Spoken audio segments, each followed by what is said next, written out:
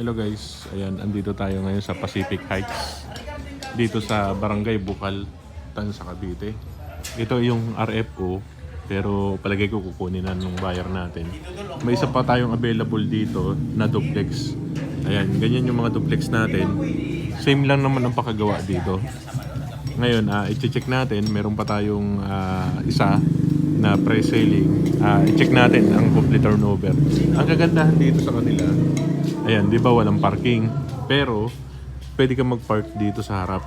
Ayan. Pwede kang mag-park dito sa harap. Ayan. Kasi, yung isang bahay nakaharap mo, nakatalikod sa iyo. Okay? Nakatalikod sa iyo, kaya hindi kayo mag-aagawan sa parking. Ayan po. Ayan. Pasukin natin ang loob ng Pacific Heights. Ayan. Ito yung pinaka-kwan niya. Ayan. Yung siguro mga 2 meters yung harap niya. Ayan. Yung mga gustong mag-abang, pag minsan may open tayo dito, mga RFO unit natin. Ayan, gusto nila yung RFO. Ito yung ating turnover. Siyempre, lilinisin lang naman po yan. Ayan. Ito po yung ating ayan, toilet and bath. Tapos, ito yung ating ayan. Ito yung kitchen natin. Ayan. Maganda naman siya at naka-tiles na siya. Naka-sliding, complete turnover. Maganda ang pinto. Naka-steel door tayo. Ayan, nakikita nyo naman ang pinto. Maganda ang pinto niya. Ayan, hagdanan natin. Ayan, maganda rin.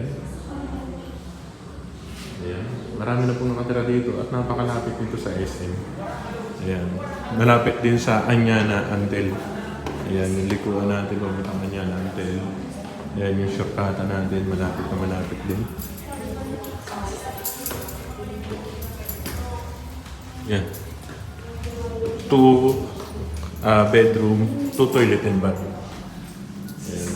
Ito na yung naka-tiles din siya sa taas. Tapos ang kagandahan, ayan, naka-con siya. Naka-toilet and bath siya. Sa taas at saka sa baba. Ayan. Laki ng mga kwarto. Ito yung isang bedroom. Nakatiles siya, hindi siya binit. Tiles talaga siya. Yung iba kasi binit yung... Maganda, malaki. Yan. Lilinisin naman po ito pag turnover sa atin. Okay? Pin lang po kayo kung gusto niyo po ng RFO unit. Minsan may mga reopen tayo dito para message. Para may bigay ko sa inyo. Okay po? Thank you po.